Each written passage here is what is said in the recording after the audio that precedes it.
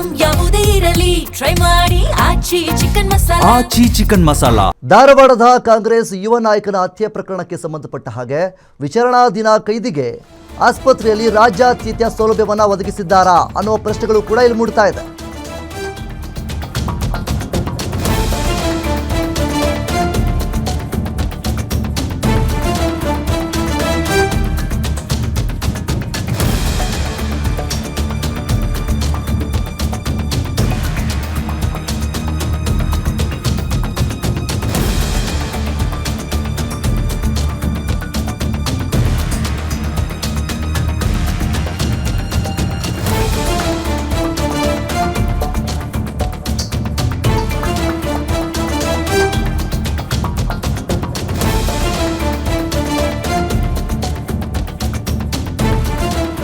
ಇನ್ನು ಧಾರವಾಡದ ಕಾಂಗ್ರೆಸ್ ಯುವ ನಾಯಕನ ಹತ್ಯೆ ಪ್ರಕರಣಕ್ಕೆ ಸಂಬಂಧಪಟ್ಟ ಹಾಗೆ ಅನಾರೋಗ್ಯದಿಂದ ಇದ್ದಂತಹ ಕೈದಿಯನ್ನು ಆಸ್ಪತ್ರೆಗೆ ರವಾನೆ ಮಾಡಿರ್ತಾರೆ. ಈಗ ಆಸ್ಪತ್ರೆಯಲ್ಲಿ ಆ ಕೈದಿಗೆ ರಾಜಾತೀತ್ಯವಾದಂತಹ ಸೌಲಭ್ಯವನ್ನು ಕೊಡ್ತಾ ಇದ್ದಾರಾ ಅನ್ನುವಂತಹ ಪ್ರಶ್ನೆಗಳು ಕೂಡ ಶುರುವಾಗಿದೆ.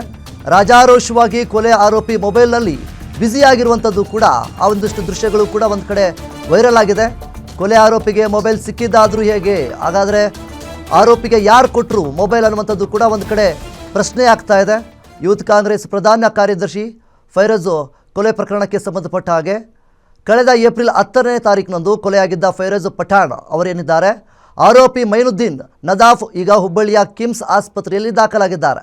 ಒಂದು ವಾರದಿಂದ ಆಸ್ಪತ್ರೆಯಲ್ಲೇ ಇರುವಂತಹ ನದಾಫ್ ಈಗ ಸಡನ್ ಆಗಿ ಅವರು ಮೊಬೈಲನ್ನು ಬಳಕೆ ಮಾಡ್ತಾ ಇರುವಂತಹ ದೃಶ್ಯಾವಳಿಗಳು ಸಾಕಷ್ಟು ವೈರಲ್ ಆಗ್ತಾ ಇದೆ.